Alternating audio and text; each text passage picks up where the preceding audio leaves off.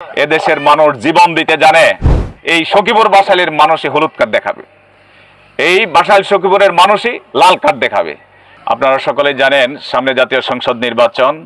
এই নির্বাচনকে কেন্দ্র করে সকল রাজনৈতিক দলই মাঠে ময়দানে তাদের কর্মতৎপরতা চালাচ্ছে, মানুষের কাছে তাদের গ্রহণযোগ্যতা বাড়ানোর জন্য চেষ্টা করছে, মানুষের দ্বারে দ্বারে যাচ্ছে। আমরাও জামাত ইসলামীর পক্ষ থেকে সকল মানুষের কাছে, মা বোনদের কাছে, প্রতিটা ভোটারের কাছে যাওয়ার চেষ্টা আমরা করছি। তারই অংশ হিসেবে আজকে আপনাদের কাছে এসেছি, আপনাদের কাছে দুইটি কথা বলার জন্যে।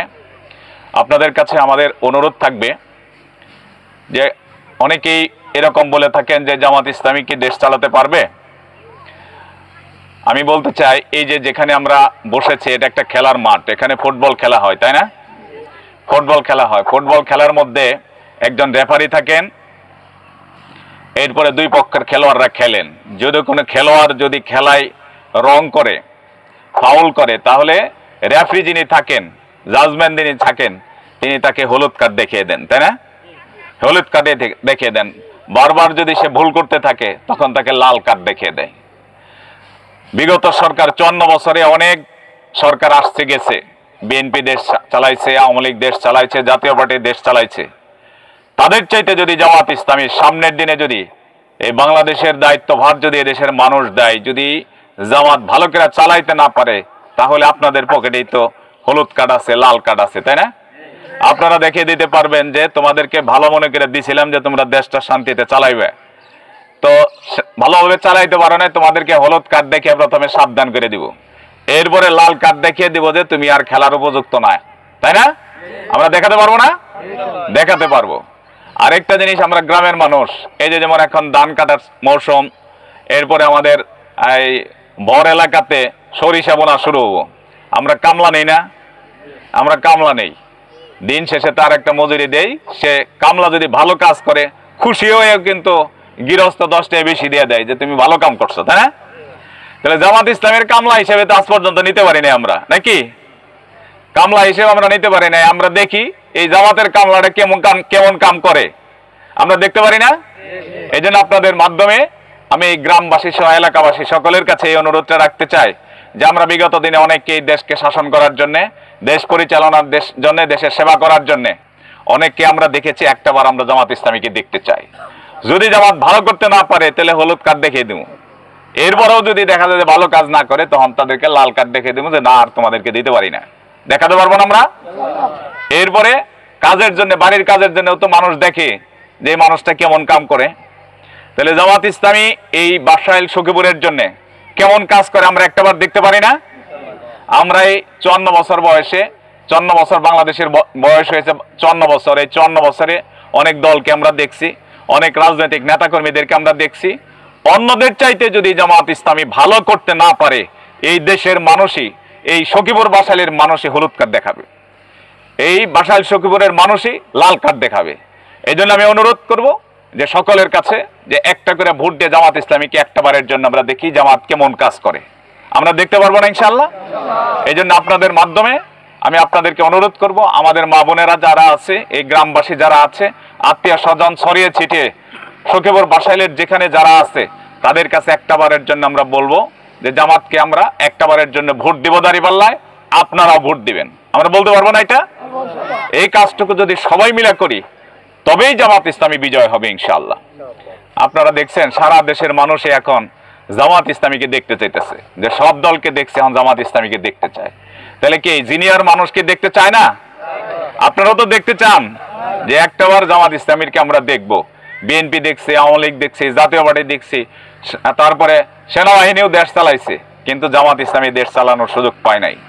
জামাত ইসলামী কিভাবে দেশ চালাবে দেখেন, গতকালকে পর্যন্ত রিপোর্ট দেখলাম যে যারা ক্ষমতায় আসার কাছাকাছি নিজেদেরকে মনে করতেছে, তার নিজ দলের নেতাকর্মীরা নিজ দলের নেতাকর্মীদের খুন করছে 176 জন। 176 জনকে তারা খুন করছে। এরপরে প্রায় 21 জন কি 22 জনকে তারা ধর্ষণ করছে।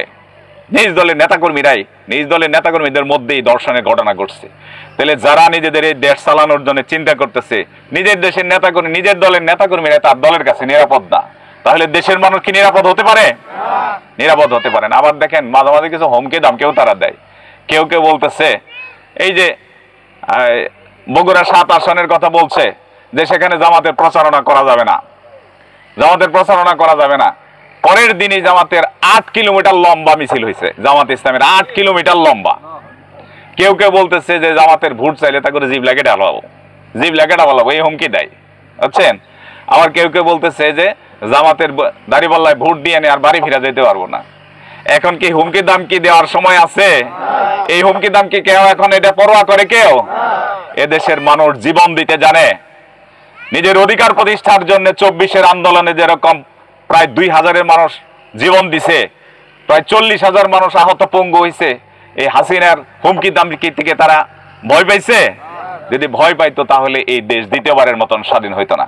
কাজে যারা নিজেদেরকে এভাবে মনে করতেছে তাদের কাছে আমার আবেদন থাকবে, আমাদের আবেদন থাকবে, এই সকল কিছু করে নিয়ে মানুষের মতামত, মানুষের ভালোবাসা কোনোদিন আদায় করা যায় না।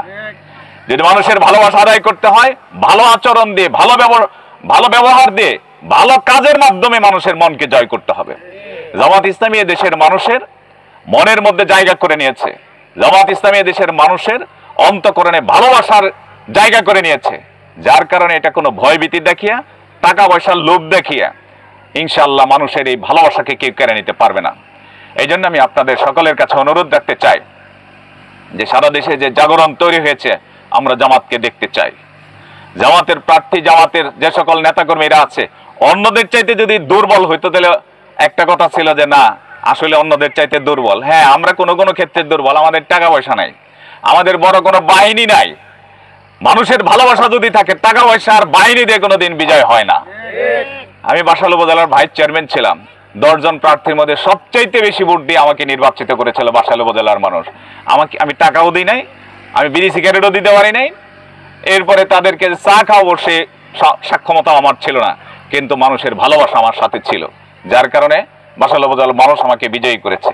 এই জন্য আমি আশা করব আগামী জাতীয় সংসদ নির্বাচনে সখীপুর এবং বাসাইলের মানুষের কাছে দাড়িপাল্লার ভালোবাসা বিজয় হবে ইনশাআল্লাহ, জামাত ইসলামী বিজয় হবে ইনশাআল্লাহ, শান্তির পক্ষের মানুষ বিজয় হবে ইনশাআল্লাহ, চাঁদাবাজ মুক্ত এই সখীপুর বাসাইল গড়ার জন্য এই মানুষগুলোই বিজয় হবে সামনের দিনে।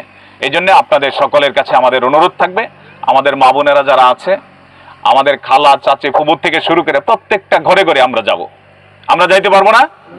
আপনার পাশেই যে ঘরটা আছে সেই ঘরে আপনি যে একটু বলেন যে সামনে দাড়িপাল্লা মার্কায় ভোট দেওয়া লাগবো, জামাত ইসলামের ভোট দেওয়া লাগবো। আপনার আত্মীয় স্বজন যারা আছে তাদের বাড়িতে একটু যাবেন, অথবা তাদেরকে একটু ফোন করে হ্যালো বলে একটু বলবেন যে জামাত ইসলামের দাড়িপাল্লা মার্কায় ভোট দেওয়া লাগবো। আমরা বলতে পারবো না? যখন সবাই বলবে যে সবাই খালি দাড়িপাল্লার কথা বলতেছে, তখন মানুষ বলবে যে না দাড়িপাল্লার একটা জোয়ার হয়েছে, এবছর দাড়িপাল্লার ভোট দিয়ে দেবো, বলবেন এটা?